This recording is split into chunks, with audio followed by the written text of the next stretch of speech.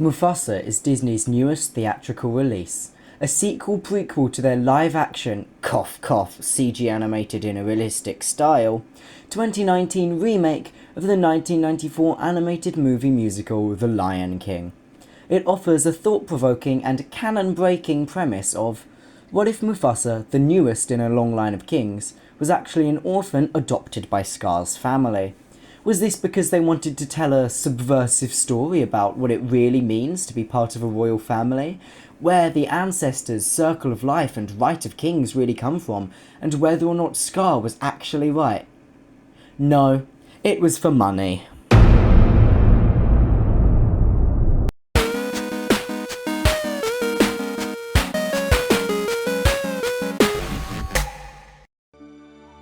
Why are you following us? I was hoping to find my pride. What happened to them? The Outsiders happened. A few of us got away, but you're the only other lions I've seen. You two better keep moving. Wait! Somehow, Mufasa made a 1 hour 58 minute runtime feel like a 75-minute TV special runtime they were forced to cram all their ideas into.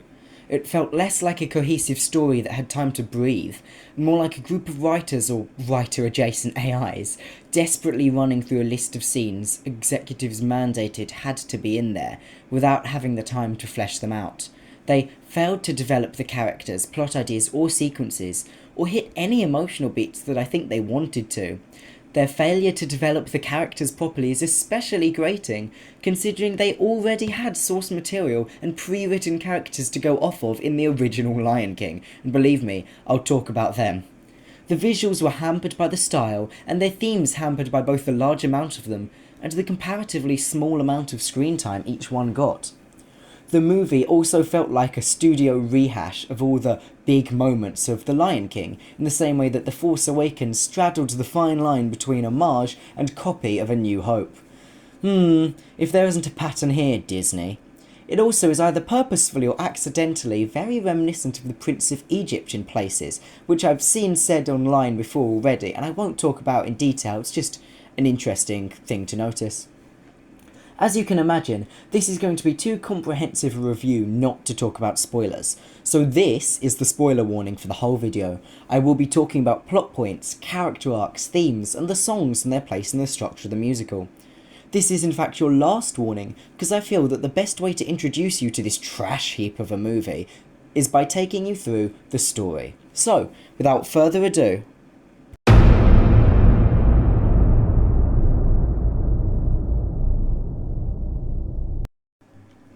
the movie is a story within a story, told by Rafiki to Kiara and her babysitters Timon and Pumbaa, while Simba and Nala are away giving birth to Kiara's new baby brother.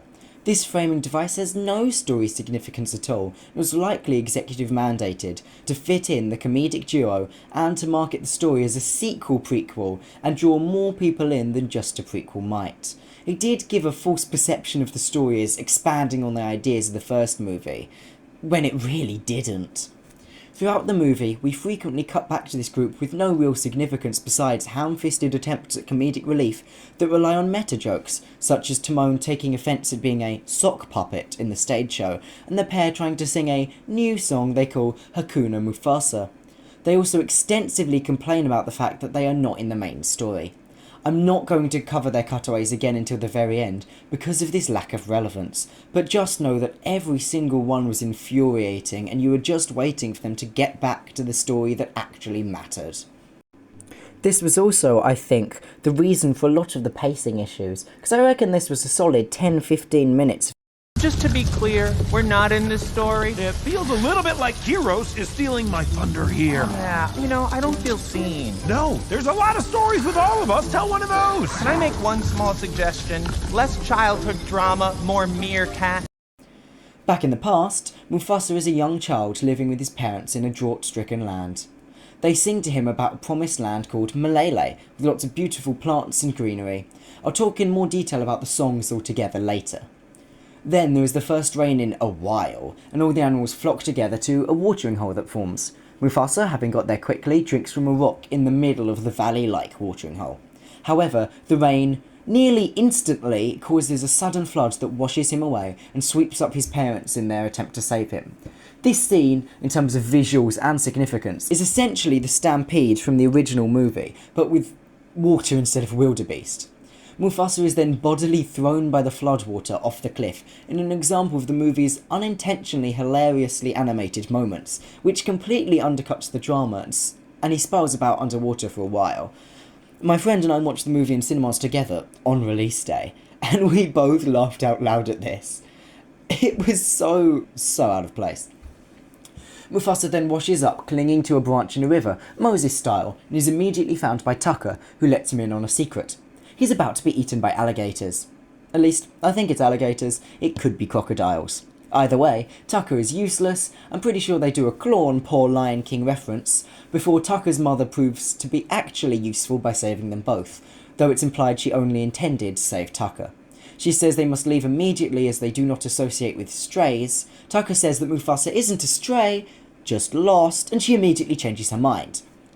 She takes them both back to their small pride, where Taka's father, King Abasi, the leader, is immediately cartoonishly evil and lazy. All his views on royalty are undermined by his personality, and Taka seems to have minimal respect for him, which is relevant in my mind to plot issues later. After Mufasa mentions that his mum always called him fast, I think his dad always called him fast, Taka convinces his father to let him and Mufasa race. If Mufasa wins, then he can stay. If not, he will be eaten in one bite, Abasi says. Taka then lets Mufasa win, admitting his second secret, that he always wanted a brother. Mufasa is, however, banished from the men and sent to live with the women. Taka's father then warns Taka that Mufasa will inevitably betray him because he's a stray. Taka does not seem to care or take his father's advice seriously at all. This, however, changes nothing about Taka and Mufasa's interactions and creates no jealousy, loneliness or awkwardness besides the throwaway line that Taka thinks Mufasa might be his mother's favourite. In fact, we jump straight into the song I Always Wanted a Brother, which sheds a little light on Taka's completely hidden motivations of wanting a brother.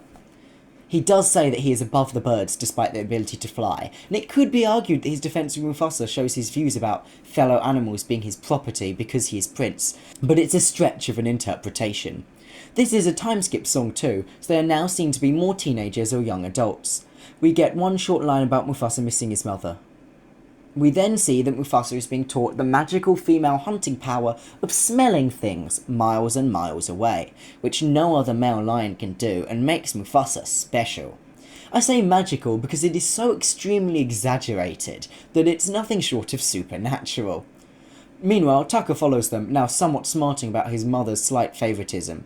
During this hunting lesson, two mysterious albino? Google says albino lions who are conveniently upwind attack. Taka is scared and does nothing, but Mufasa bravely kills one of the albino lions and the other retreats. The Taka family returns to his father to tell him the news. However, Abasi, lazing around and annoyed that his nap was interrupted, does not really believe their experience. He does send a scout to investigate anyway. The scout sees the albino lions slink back to their huge pack and leader, Kiros. We see that it was Kiros' son who was killed. Kiros graciously promises that he will not hurt the lion who failed him, he will leave that to the ladies. He then turns around and prowls ominously away as the ladies tear the lions to shreds. All the while, he plans to destroy Taka's tribe as vengeance and end their bloodline. When Taka's father learns this, he sends Taka away with Mufasa to protect him, before having to listen to a mediocre villain song and being slaughtered by Kiros and his pack, the Outsiders. The Outsiders chase the pair, and Mufasa stands in front of Taka on the edge of a waterfall. He loudly announces that Taka did not kill Kiros' son and that it was him, Mufasa. Kiros acknowledges this, but says he doesn't really care, as destroying the bloodline of the king of that pride, and thus the last king of any pride at all, we learn, is more important. Taka and Mufasa dive down a waterfall to escape, or Taka pulls Mufasa down a waterfall to escape, and though they are followed, they get away. They then meet up with a young Sarabi, Simba's eventual mother and Mufasa's future wife, who had been hunting their scent, and her eyes in the sky, Zazu, travelling for a similar reason to get away from the Outsiders.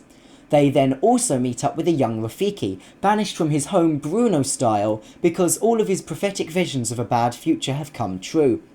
He says that he is heading to Malele, which he will get to via his prophetic vision to meet a twin brother he prophesied seeing there underneath a special tree. The group, despite Sarabi and Taka's complaints about not just eating him, agree to follow him. He proceeds to let every fish they catch go, as it is not yet their time. Mufasa asks Rafiki how many of his visions have ever come true, and despite the audience having just seen evidence to the contrary in his banishment, Rafiki says none. Mufasa decides to keep this quiet for group morale. The group bonds via song, and Taka develops superficial feelings for Sarabi, singing about her great beauty. Mufasa, having grown up around women and respecting her as a person, or as a lion I should say, attempts to aid Taka in flirting by telling him to talk about the flower duckweed, which he can smell on Sarabi as coming from her homeland. Despite nearly ruining it by telling her she smells of duck, Taka is successfully able to hold a basic conversation with Sarabi, who seems impressed but only mildly interested. However, considering the disgust on her face when Taka first introduced himself, I'd consider this a minor success. You two better keep moving. Wait, please. My name is Taka, son of Obasi. They eventually travel down to a valley, where they are followed by the Outsiders, but Sarabi has the idea of using a bee's nest to cause an elephant stampede right through the Outsiders group. This is a success, but Mufasa has to save her from the stampede, and shelters her unconscious, possibly dead body in a small crevice. The reason I say possibly dead is because Rafiki then has to revive and or resurrect her using his magic.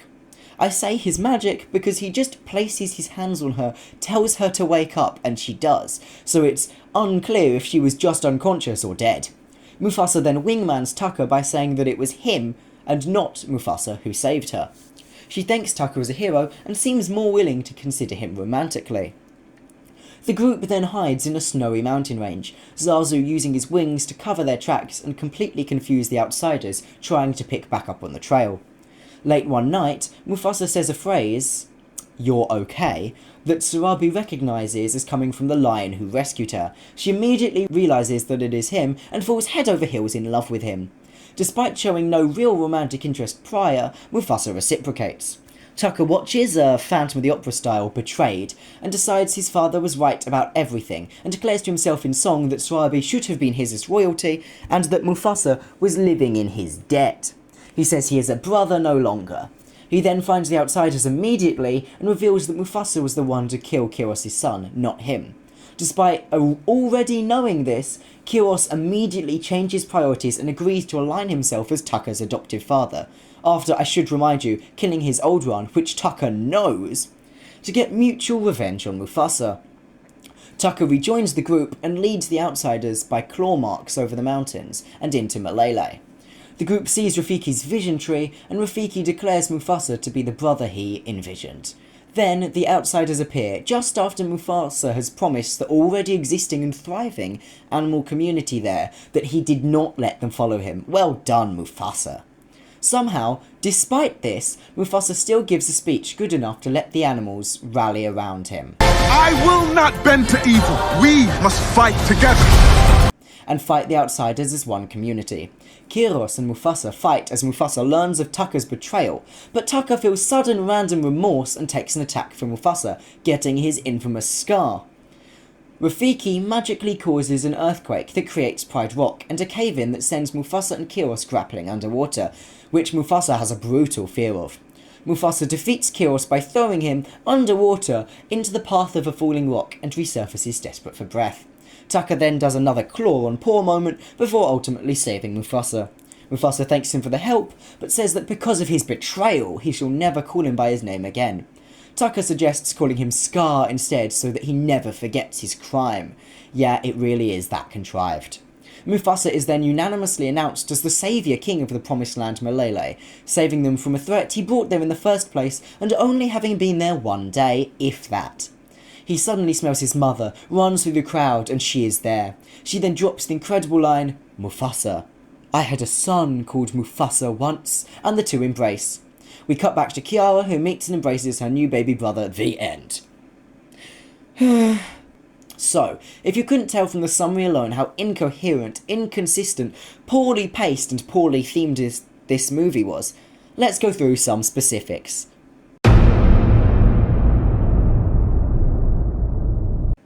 Mufasa. Mufasa must necessarily be entirely rewritten by this movie, because everything that gave him character in the original, such as his trust in the ancestors and his knowledge of what it means to be king, his sense of responsibility and the common good that comes as a result, is removed not by his character's immaturity, because that would make a good arc, but by the concept of the movie itself. He spends the majority of the movie bouncing back and forth between saying he's looking for his family while not, and yeah, the movie is a telling over showing issue, or acting as the guard for Taka, his adoptive brother who will later become Scar. Do we learn Mufasa's opinions about this, whether he feels like he has become more of a guard or subject than a brother, since Taka commands him more than once in this movie? Fight! If we fight, we die! But if we swim, we drown! Okay, I didn't want to do this, but I command you to swim! What? You pledged your loyalty, I command you to swim! Whether he begins to doubt that family you choose can ever be as strong as blood family? No. If they did that, then he could have been taught by Sarabi and Rafiki that it isn't about choice itself, but who you choose, and that sometimes you choose the wrong people and grow apart. But why would they use good themes and character arcs when they could have him just wander around stating alternative and opposing motivations instead? Taka. Taka does not seem to respect or take any heed of his father consciously, ignoring his advice, but subconsciously expresses similar views about ownership, blood right and superiority. This is interesting. I think Mufasa's betrayal, proving his father's prediction right, was likely meant to be the catalyst to awaken these latent royalist beliefs, and so cause his character change from good to evil. If Abasi was right about this, he was right about everything. However, this intent failed thanks to the abrupt pacing. His character turn comes no more than 10 to 15 minutes after Mufasa lied about saving Sarabi, specifically to give Taka better chances with her. In that time, there was also a song, and lots of Zazu moments, so no real character development took place for Taka in that time either. This means that in the end, he appears to just abandon the brotherhood he has forged over so many years, and defended against his father and countless other lions in the tribe, just over a girl he's known a few days, then change his mind and save him, then consider changing his mind again while no one sees, then still saving Mufasa but seeming to resent him anyway. All in all, it's a mess. Rafiki. I think Rafiki was meant to learn to have faith in his visions, even if they don't happen exactly as he says, as evidenced by the brother vision switch out, while finding a family that appreciates him with all his quirks. This is in all likelihood why they have the "they never came true" or "they have never come true" line thrown in. However, this is undermined by the fact that he was thrown out for every single one of his visions coming true, and the fact that he can strike up automatic companionship with every fish and every other animal he sees. Yet, on top of having a show versus tell issue, what the movie shows versus what the movie tells are often complete opposites. Rafiki also does not bond with Mufasa any more than he bonds with Sarabi or Taka, and so there's no reason for him to declare Mufasa specifically as his brother or sibling, other than Mufasa being the main character. Now, Sarabi. Sarabi was done the most dirty by the movie. She's not even on the deluxe soundtrack cover, look, where is she? Kiara, Timon and Pumbaa on there, and Sarabi is not. Come on. Now, Sarabi is introduced as a character who stresses above all her self-sufficiency. She does not want to be a part of the group, does not want to travel with Rafiki, and somewhat resents being assigned Zazu to protect her. She acknowledges she needs a scout, but Zazu, she says, was the last option. Instead of gradually coming to like and appreciate her group and learn the value of friendship and community, she has about 4 lines of banter with Rafiki mid-song, where he offers for her to leave. She says she will, and then she stays with the group long enough for Taka to start flirting with her. Go fast, go alone. There's the road. Off you go. If you wanna go far, we go together. So good, so far, we go together. This suggests, when you look at it deeper, that she either does secretly already value community in the company of others, but was scared about expressing it, which would be interesting, but we know isn't true, because she has no issue declaring immediate love for Mufasa after learning it was him to save her. Or she has already learnt her entire character arc. But then, what about appreciating Zazu? Well, in the same song, she says she appreciates Zazu for providing a bird's eye view, meaning that either she already knew she was not self-sufficient, or her character development on self-sufficiency too was instant. Either way, arc done, bing bang bosh. This is especially disappointing in either case, as the perfect moment to facilitate a character arc and show that despite her competence, she's better in a community where everyone can help one another with compatible skills happens soon after, when though her bee's nest plan works, she immediately needs to be saved. This would make more sense if it occurred before she is given the opportunity to leave, and then doesn't. She could have been offered the opportunity to leave after this because of the danger they put her in, but chose to stay because she realised even her best wasn't always enough. Taka then could have thought she was staying for him, advancing his arc. But anyway, the thematic significance of it for her arc, or the potential significance, is dwarfed by her habit of immediately falling instantly in love with whoever she thinks has saved her at any given time. After she has served as a plot device for Taka's betrayal of Mufasa, she has no more relevance, important lines, or useful opinions that I remember. Kiros and the Albinos. Kiros and all the other completely evil albino lions are, I think, meant to be dark, or I suppose light, reflections of what Mufasa and Rafiki could have become after the familial/communal rejection of Taka's father and Rafiki's tribe respectively. This is because their backstory is that every albino lion in their pack was thrown out of their respective tribes for being different, then came together and formed their own pack to take out the royal families of every other pride, which they saw as corrupt and evil bloodlines. They then sought to establish themselves as the Lion King Mufasa eventually ended up being. They have committed a large-scale massacre of lion royal families and even complete tribes at points. However, this makes no sense at all. It's essentially the mistreated minority gets revenge but is pure evil, so we can ignore moral depth trope, disguised by Kiros' revenge for his son when they realise that seemed really stupid. However, either Kiros seems like an idiot or the writers, because his motivation on why he's hunting Mufasa and Taka keeps changing. He attacks for revenge over his son, but then ignores Mufasa, who killed him, instead targeting Taka as he deems his ideological ideas more important. Then we learn from Sarabi he's killed every other tribe, or nearly everyone in her village, as part of his ideological evil. Then Kiros aligns himself with Taka, who he takes in as his adoptive son, so he can get revenge on Mufasa for killing his birth son. Huh?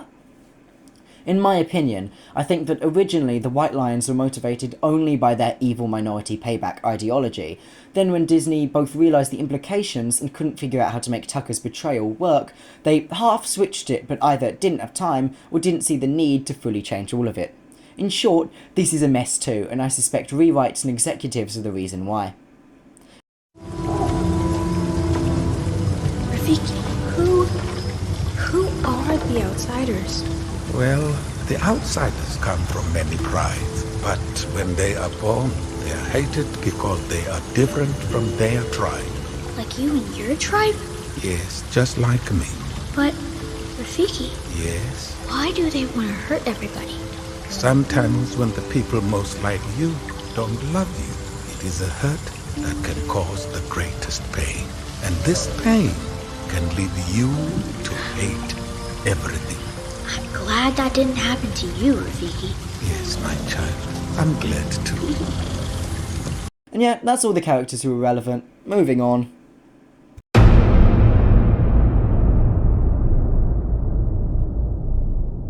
This movie tries to cover, in short, brotherhood. Nothing in particular, nothing about chosen brotherhood as opposed to biological brotherhood, just brotherhood generally.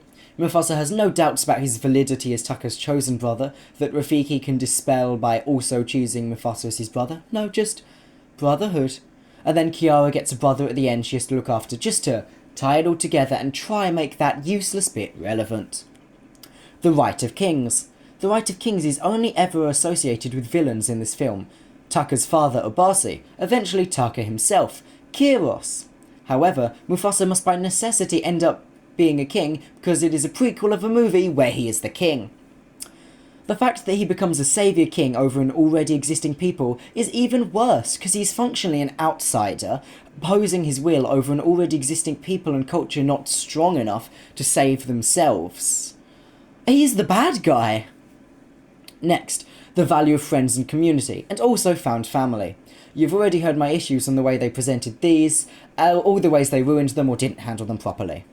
Next, personal identity. Since none of the characters really have an identity to grow into and discover, this one sort of fails as well.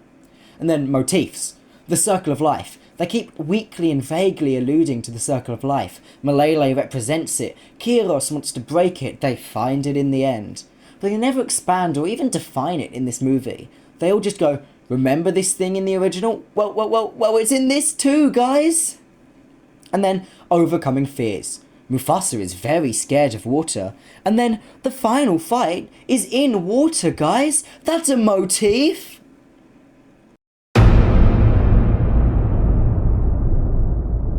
This movie is filled with plot holes. I've mentioned most of them already, but here's one more for you that really gets me. How did Mufasa's mum get to Malele? Besides, of course, the executives putting her there, because they realised they had to conclude the plot point of him looking for her, that they only put there to try to replace Mufasa's original movie personality. And Sarabi didn't get that treatment, even though she was looking for her family, because Sarabi doesn't matter. Issue 1, the only reason the main characters got to Malele at all is because of Rafiki's magic vision intuition, which Mufasa's mother did not have.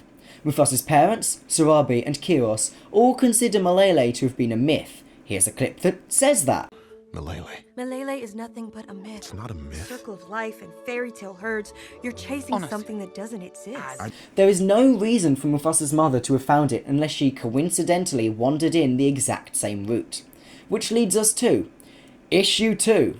Judging by the rough direction of all the rivers and tides, we can assume that Mufasa's old home, Mufasa's home with Taka, the mountain range, and Malele are essentially points A, B, C, and D on a roughly straight line. We know that even on the open water, Mufasa can't have been washed to a different landmass, because otherwise Mufasa's mother could never have gotten there. Which means that in wandering to Malele, Mufasa's mother would have had to either pass by Mufasa's new home or go parallel to it to some extent. And then Mufasa would have been able to smell her with his magic nose superpowers. So, yeah, not sure what happened there.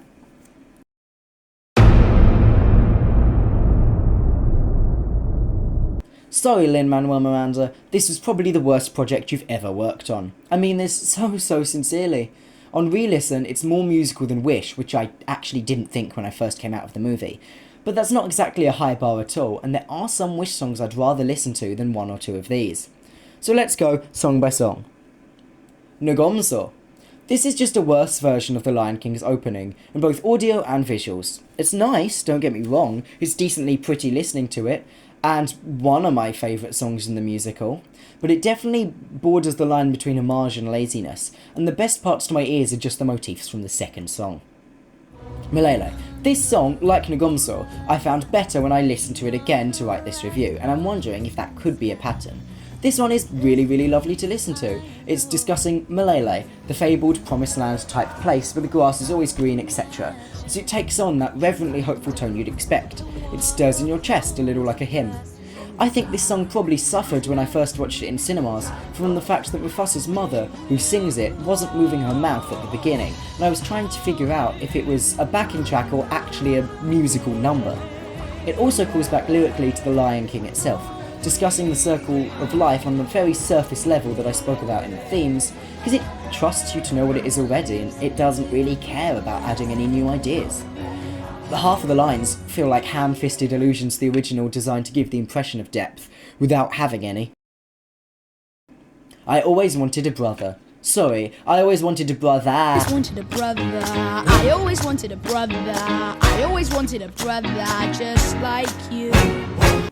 This is your I just can't wait to be king for the movie, both in terms of vibes, technical term, audio style, and visuals. They do their whole dance around with the animals gig and everything. The first line is even, when I'm king. It did strike me as slightly forced and somewhat tone-deaf from both Taka and the writers themselves, considering Mufasa has literally just lost his entire family, possibly permanently, and doesn't even know if they survived, and been, drifting for days. He literally says this here. I thought you said you were fast. I had to let you in. Well, I did just go days with no sleep while riding Anyway, come on, Mufasa. Let's get into trouble. When I am king. This is another result of the pacing issues, but since it time skips mid-song, I guess this issue is just gone by the end of the song?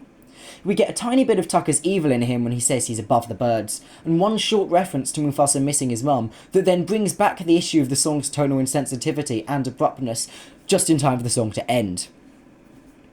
Bye bye. Disney's first decent villain song in a while, with Mads Mikkelsen's imposing voice, sounds perfectly serviceable in the soundtrack, if not a little average. However, it is so out of character for Kiros' looming, lurking, deep-voiced vibes that we see in the rest of the movie, that in the movie, it just doesn't work. Command you to swim! Taka, this is not the time for jokes!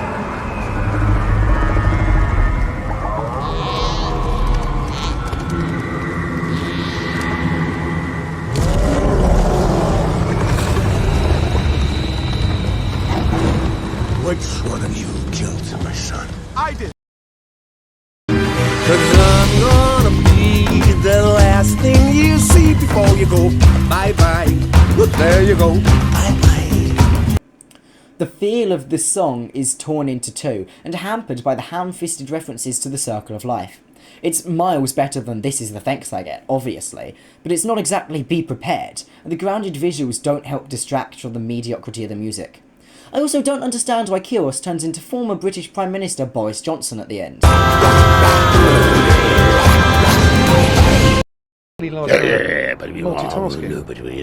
that's kind of a lot. I know, but we're full of energy. I'm full of energy. We Go Together.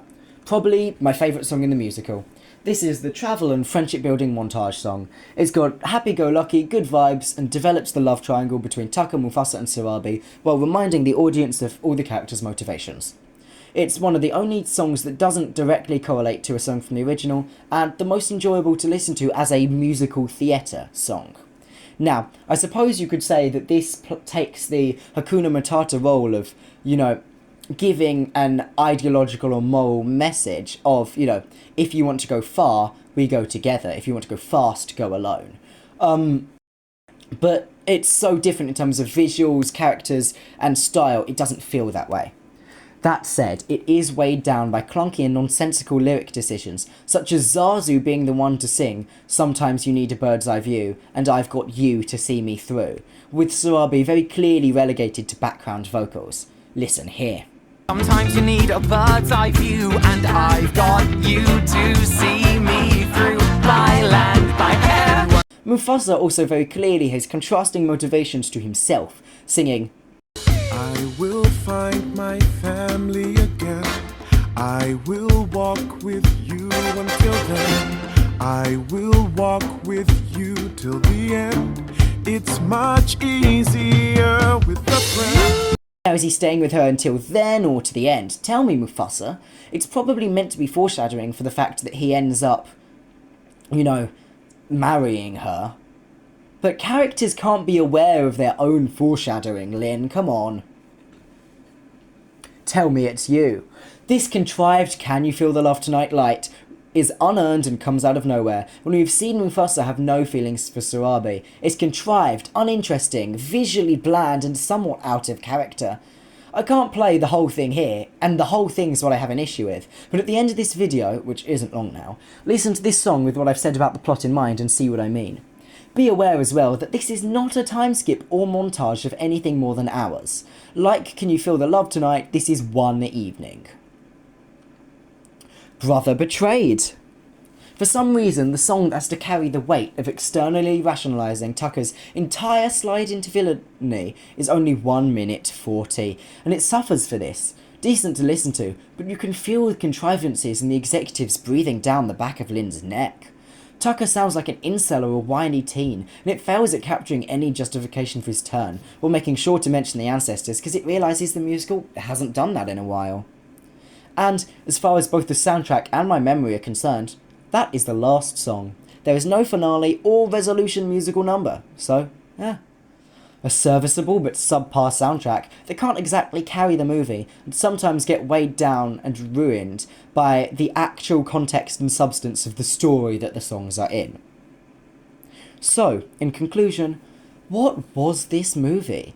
I can almost trace all the places it could have been genuinely good, all of the ways in which rewrites and executive interference confused it, all of the places the pacing fell short or the themes got lost, and it was just disappointing, and I think slop. So there you go. Let me know what you think, if it was too harsh or not harsh enough. Probably that one. Like, comment, share and subscribe if you agree or disagree and want to see if I have good opinions anywhere else. Thank you. Bye!